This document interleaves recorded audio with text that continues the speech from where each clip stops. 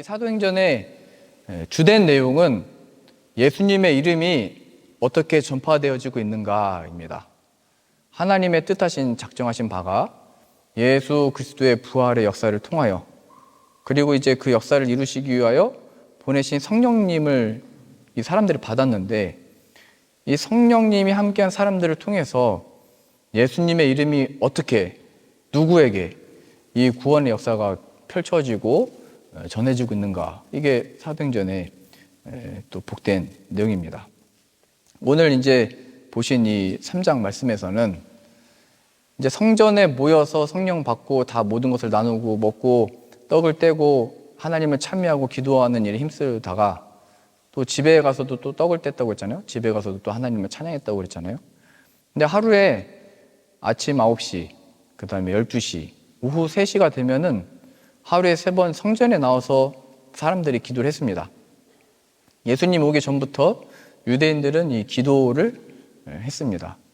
그래서 베드로도 하나님께 기도하러 가는 길에 이 못 걷는 사람을 마주하게 되고 구걸하는 사람을 보면서 하나님의 복음을 전하고, 그 복음의 능력으로 태어나서부터 못 걸었던 사람이 걷게 되고 베드로와 함께 성전에 들어가서 하나님을 찬양하는 이 놀라운 역사가 기록되어져 있습니다.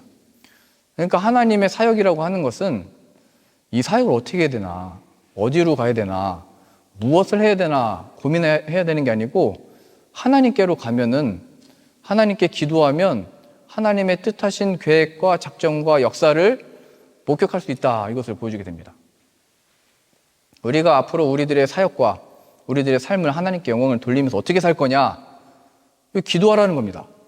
하나님을 찾으라는 겁니다. 하나님께로 나가라는 겁니다. 하나님께 나아가지 않고 기도하지 않고 그의 이름을 높이지 않고 내가 이 주님의 일을 할 수 있을까 못할까, 이 고민하는 게 아무 의미 없다는 겁니다.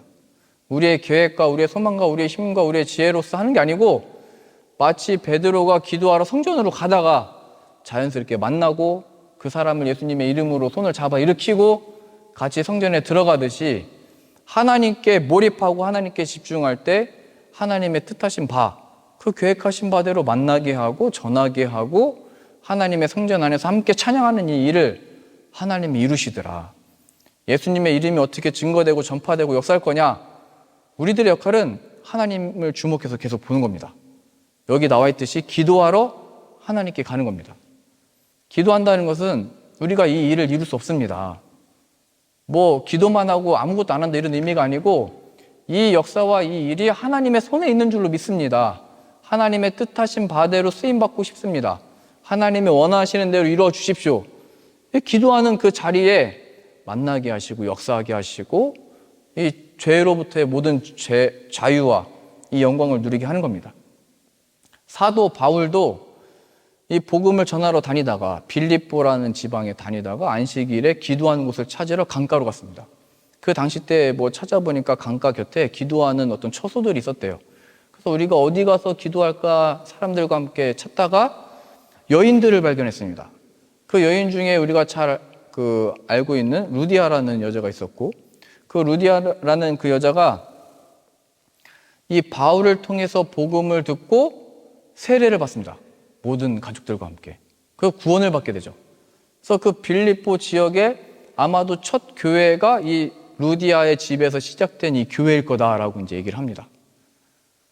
그러니까 바울도 이 복음을 가지고 어디로 갈 거냐, 어떻게 할 거냐, 이 복음을 어떻게 능력 있게 누구한테 할 거냐, 이거 고민한 게 아니고 자신에게 주어진 그 상황 속에서 기도할 곳을 찾다가 복음 전할 사람들을 만나고 루디아라고 하는 이 사람을 만나서 복음을 전할 수 있게 된 겁니다.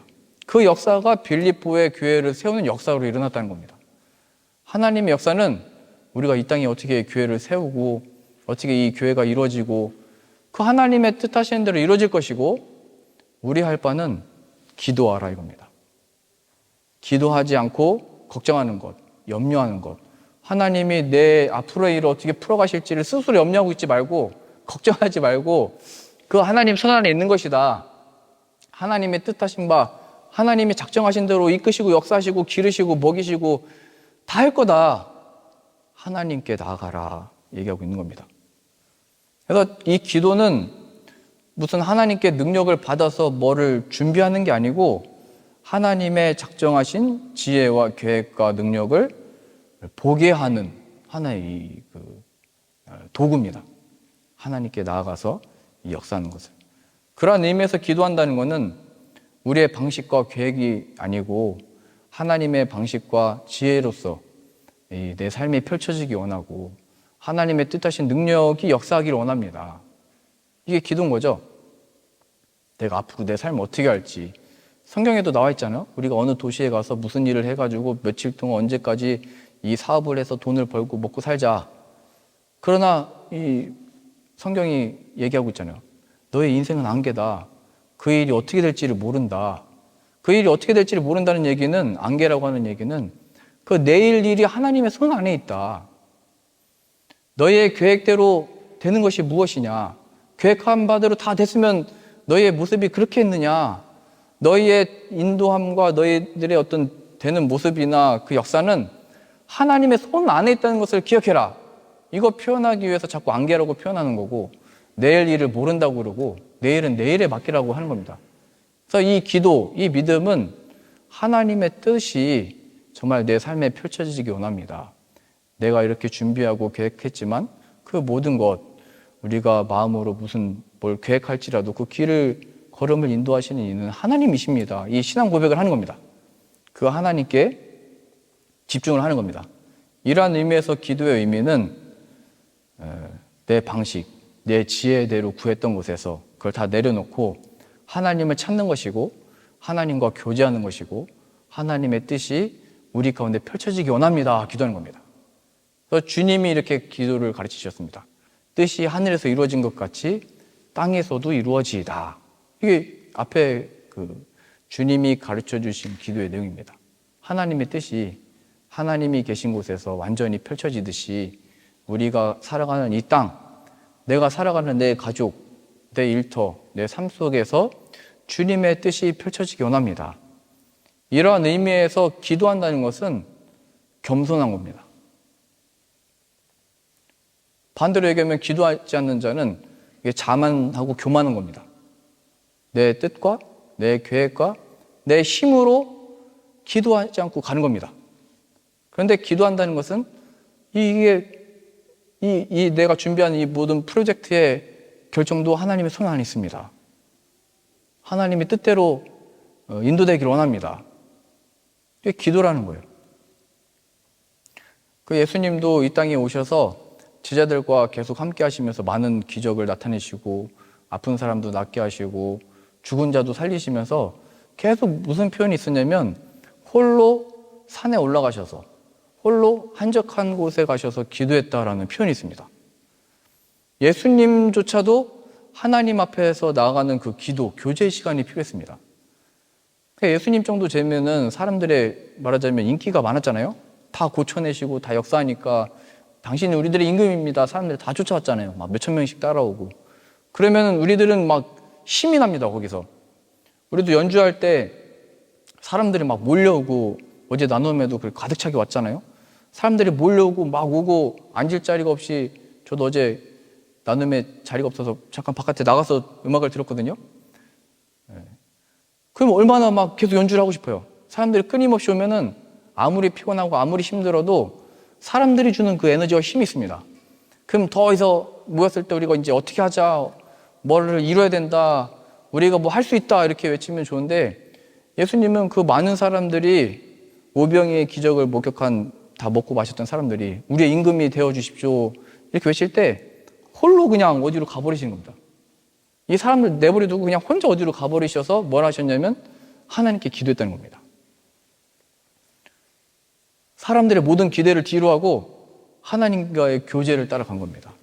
왜냐하면 예수님은 하나님이 허락하신 뜻, 작정하신 바가 이 사람들의 인기도 아니고 이 사람들의 인정도 아니고 십자가의 그 길을 가야만 했기 때문입니다. 근데 우리는 그 십자가의 길 가고 싶다고 하잖아요. 예수님이 가신 그 길 우리도 따라간다고 고백을 하잖아요. 주님의 뜻이 우리 안에 펼쳐지기 원한다고 하잖아요. 근데 예수님도 그것을 이루는 데 있어서 이 많은 모인 사람들에게 그 확신을 얻은 게 아니고 예수님도 하나님 앞에 가서 그 확신과 그 힘과 능력과 쉼과 안식을 얻었다는 거예요. 우리가 사람들이 많이 모이면 그게 신앙과 믿음의 어떤 좋은 확인인 것 같지만 예수님은 사람의 속에 있는 것이 무엇인지를 알았기 때문에 그 인정을 필요로 하지 않고 오직 하나님께로만 간 겁니다. 하나님께로. 예수님도 그렇게 기도하셔서 그 길을 걸으셨다면 우리는 얼마나 더 기도해야 되겠어요? 그러니까 우리가 기도하지 않고 신앙생활 한다는 것은 다 거짓입니다. 그게 교만한 겁니다. 내 뜻으로 아직 서 있는 겁니다. 그게. 거기서 늘 우리가 경험하는 게 뭐냐면 배신. 그때가 제일 그 인간이 마음이 어려운 거거든요. 믿던 사람한테 배신당할 때. 그 예수님도 이걸 다 하셨던 거예요. 그 12 제자 중에 한 명 가룟 유다가 배신을 해버리잖아요. 예수님을 돈으로 팔아버리잖아요. 근데 그걸 그냥 다 아신 겁니다. 그리고 그 팔 때까지 그냥 계속 데리고 있었습니다. 근데 그가 3년 동안 가룟 유다를 계속 데리고 있을 수 있었던 이유는 또 이 12명의 제자들과 베드로도 다 부인하고 저주해버리잖아요. 예수님 모른다고 그러고. 함께 할 수 있었던 이유는 이 사람들을 의지했던 게 아니고 홀로 산에 오르셔서 홀로 이 많은 수천 명이 되는 사람들을 그냥 두고 하나님께로 갔다는 겁니다. 신앙과 믿음을 사람에게서 확인하지 말고, 그래서 교회 나갈 때 이게 사람 보지 말라는 말이 그 말입니다. 하나님께로 가야 된다. 이거 하나님께 인정이 있는 거냐, 하나님과의 교제가 있는 거냐, 아니면 사람이 좋아서 가는 거냐, 사람 속에서 안정감과 이걸 확인하고 있는 거냐.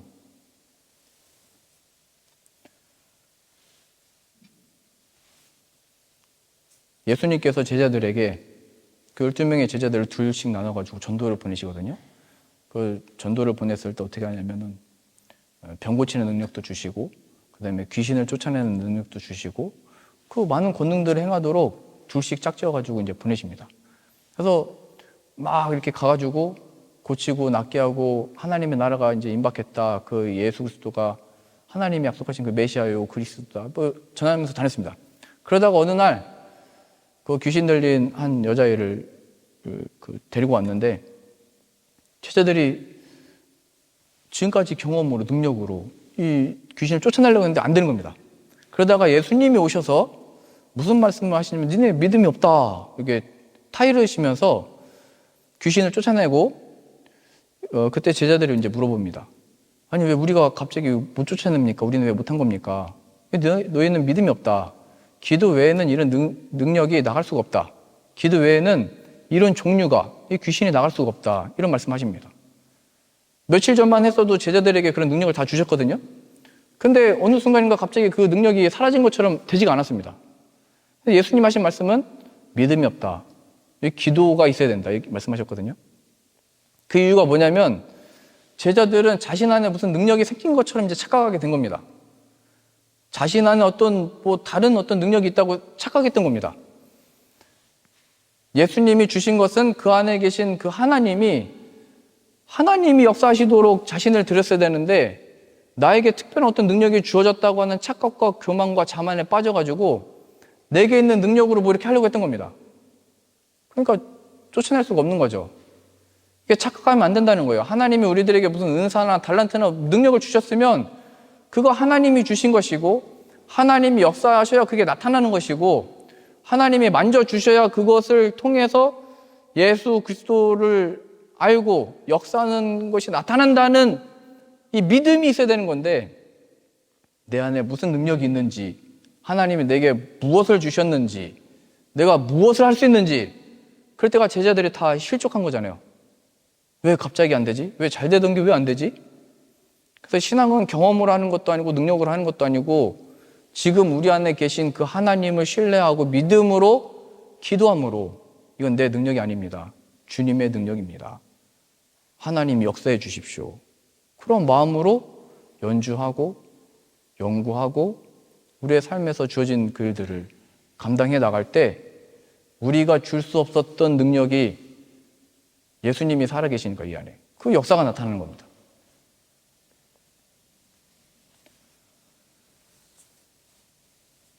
제가 고등학교 때 전도가 하고 싶어서요.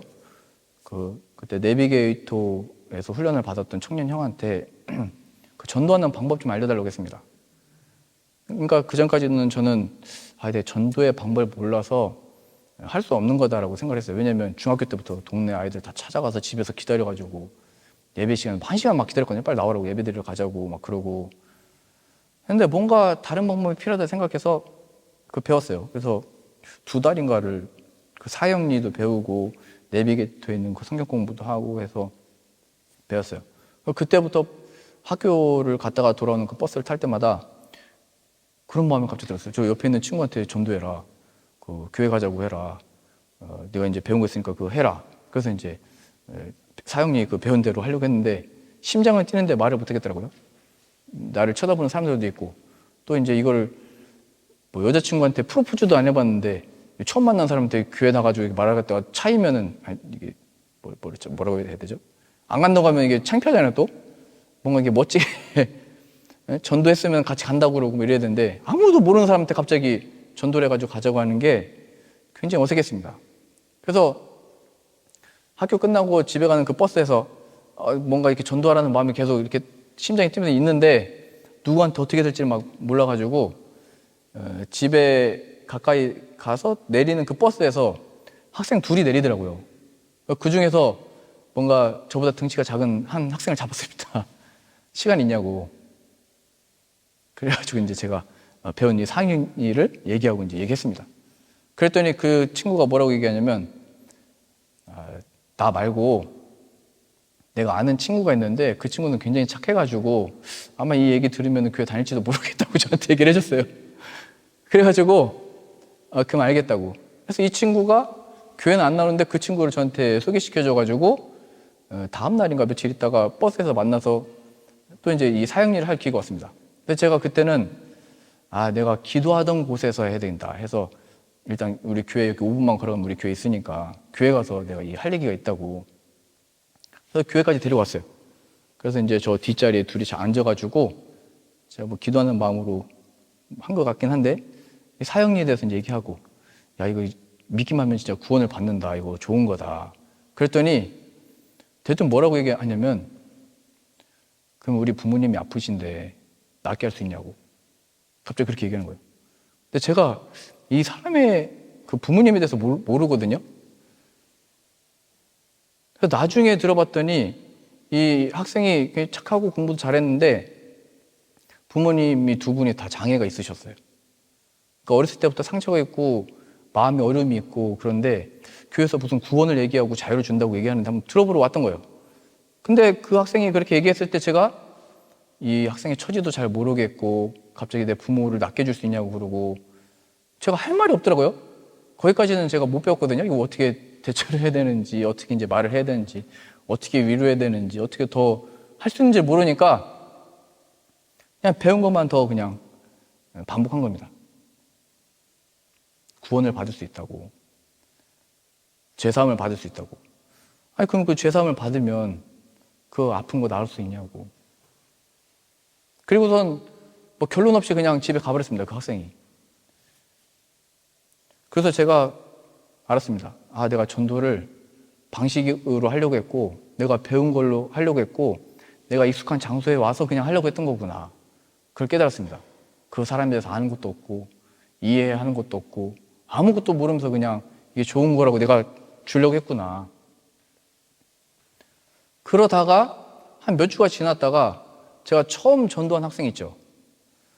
그 학생이랑 그 둘 형제가 같이 교회를 나왔는데 신기했어요. 교회를 왜 나왔지? 그래서 물어보고 하니까 자기가 이 전도를 받고 그 내용을 가지고 집에 가서 자기 그 형제한테 얘기를 했는데 그 얘기를 듣고 그 다음날 자고 일어났는데 꿈을 꿨대요.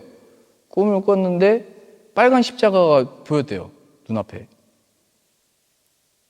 그래서 이게 뭔가 있는 것 같다 해서 교회를 나온 거래요. 옛날 시골교회 보면은 시골교회 교회가 다 빨간색으로 이렇게 돼 있거든요. 아마 저녁 때 그걸 한번 봤던 게 상상이 된 건지 꿈에 나온 건지 모르겠는데 여튼 자신들은 자꾸 일어났는데 갑자기 그 십자가가 보여가지고 뭔가 있는 것 같다 해서 둘이 교회 나오는 모습을 보면서 그때부터 그 한 친구가 굉장히 열심히 교회에 나아갔거든요. 같이 찬양단도 하고 나중에 제가 그걸 보면서 이게 하나님의 복음이 하나님이 하시는 역사구나.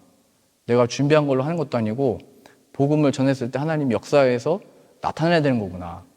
내가 기도하는 마음으로 이거 하나님이 하시는 일이고 하나님의 역사고 하나님이 이루실 수 있는 일입니다라는 고백이나 어떤 기도도 없이 내가 지금까지 배운 것, 내가 그 준비한 것, 이거로만 하려고 했던 거예요.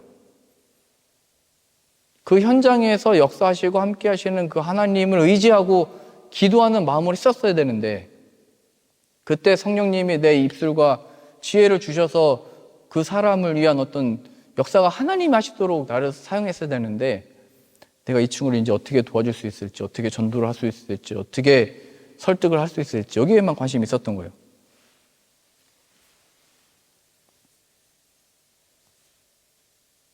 오늘 말씀에 베드로가 나면서부터 걷지 못한 사람을 만났잖아요. 베드로가 이 사람을 고쳐야 되겠다 해서 간 게 아니고 하나님께 집중하던 그때에 이겁니다. 하나님이 하시는 일을 하나님 뜻대로 이루어 주십시오 하러 기도하는 그때에 만나게 하시고 하나님이 이제 역사하시고 변화를 받는 역사가 여기서 나타나는 겁니다. 그러면 여기 나면서부터 못 걸었던 사람, 이 사람을 보면 굉장히 상처도 많고 어려움이 많았을 겁니다. 예수님이 어떤 일이 있었냐면 나면서부터 또 앞을 보지 못하는 사람이 있었거든요. 그때 제자들이 예수님한테 무슨 얘기를 하냐면 저 사람이 무슨 죄를 졌길래 나면서부터 저런 병을, 저런 장애를 가지고 태어난 겁니까? 도대체 왜 저 사람의 태어나지도 않을 때부터 무슨 죄가 있겠습니까? 그럼 저 사람의 부모가 뭘 잘못한 겁니까? 이게 제자들이 묻거든요. 그러니까 이게 태어난 사람으로서 얼마나 그 얘기들이 상처가 됐겠어요. 나오고부터 육신의 연약함을 가지고 있는 건데. 그때 제자들은 그게 늘 궁금했던 거예요. 무슨 죄 때문이냐고. 그러니까 이 유대 사회에서는 뭔가 몸이 아프거나 질병이 있거나 특별히 또 나면서부터 이런 게 있으면 그게 하나님께로부터 무슨 벌을 받았다고 생각을 했던 거예요. 이게 굉장히 큰 상처죠. 하나님이 나를 왜 이렇게 만드시고 이렇게 왜 대우하시는지. 그 속에서 예수님이 뭐라고 말씀하시냐면 이것은 이 사람의 부모의 죄 때문도 아니고 이 사람의 죄 때문도 아니다. 하나님의 영광을 위해서 이렇게 된 거다. 그러시면서 침을 그 땅에 뱉으시고 흙을 침으로 이겨가지고 그 눈에 바른 다음에 실로암 못에 가서 씻어라 이 얘기를 하십니다. 거기 나온 그 실로암 찬양도 있잖아요. 어두운 밤에 캄캄한 밤에, 네, 그 찬양인데요. 그 실로암의 뜻이 보냄을 받다 이런 의미입니다. 보냄을 받다. 그러니까 이 사람의 의미는 하나님의 보냄을 받아서 하나님께 영광을 돌릴 자다. 그리고 가서 그 눈이 이제 침 뱉고 한 그 흙을 실로암 못을 어떻게 찾아갔는지 모르겠어요. 가가지고 씻은 다음에 눈이 떠져가지고 예수님께 뜬 눈으로 이제 다가오게 된 겁니다. 그런 역사가 일어나서 예수님이 이걸 어떻게 설명하시냐면 내가 온 것은 바로 이 못 보는 자를 보게 하고 보는 자를 못 보게 하기 위해서 온 거다. 이런 표현을 쓰시거든요. 다른 얘기로 하면 가난한 자를 부하게 하고 부한 자를 가난하게 위해서 난 온 거다. 겸손한 자를 높이고 이 교만한 자를 낮추기 위해서 제가 온 거다. 이 얘기를 하십니다.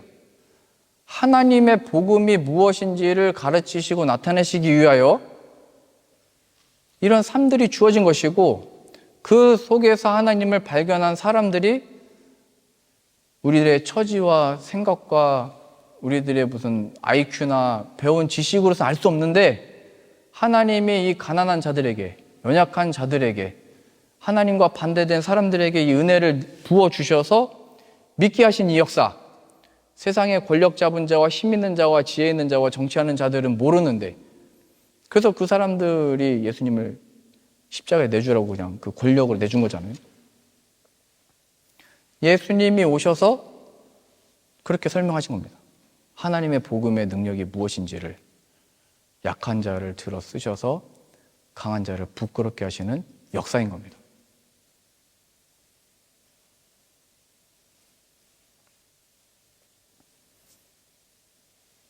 오늘 본문에 나면서부터 걷지 못했던 사람도 그 성전 문 앞에 앉아가지고 어떻게 보면 자신의 뒤로 그 문만 넘어가면 성령이 임해가지고 모든 물건을 통용하고 재산을 나눠 쓰고, 어떻게 보면 돈이 다 거기 있거든요. 사람 모여 있는데 거기로 들어가면 되는데, 한마디로 얘기하면 하나님께로 가면 되는데 하나님께로 가지 못하고 자신의 그 처지와 상황 속에서 사람들에게로 간 겁니다. 사람들에게로. 아까 베드로는 기도하러 갔다고 했잖아요. 하나님께로 갔다고 했잖아요. 이게 대조를 이루는 겁니다. 베드로는 하나님께로 갔던 사람, 이 나면서부터 걷지 못했던 사람은 사람들을 향하여 구걸했던 사람.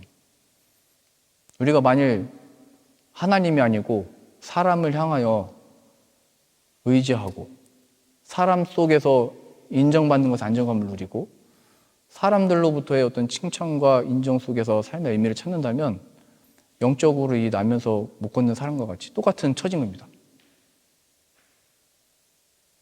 그 사람은 성전에 대한 이야기를 많이 들었겠죠.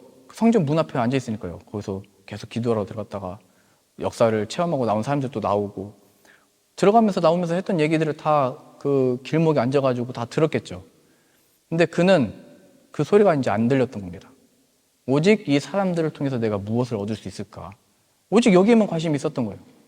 그러니까 우리가 영적으로 병들면은, 영적으로 이 역사가 일어나지 않으면 늘 하나님이 이 사람을 통해서 나에게 도움을 줄 수 있을까? 또 어떻게 뭘 이렇게 역사하실까? 나에게 어떤 도움을 이렇게 받을 수 있을까? 늘 여기에만 관심을 갖는다는 거예요. 그럼 그 자리에서 못 벗어나는 겁니다. 근데 오늘 베드로가 기도하던 길에 그 사람을 만나서 예수 그리스도의 이름을 전하고 함께 성전으로 들어가서 찬양하게 됩니다.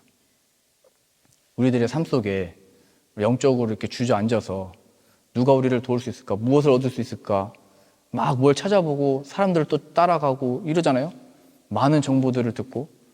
근데 그것들이 우리를 살릴 수 없다는 것을 알고 있잖아요. 그것이 허무하고 그냥 안개 같다는 걸 알 수 있잖아요. 그것이 영원하지 않다는 걸 알고 있잖아요.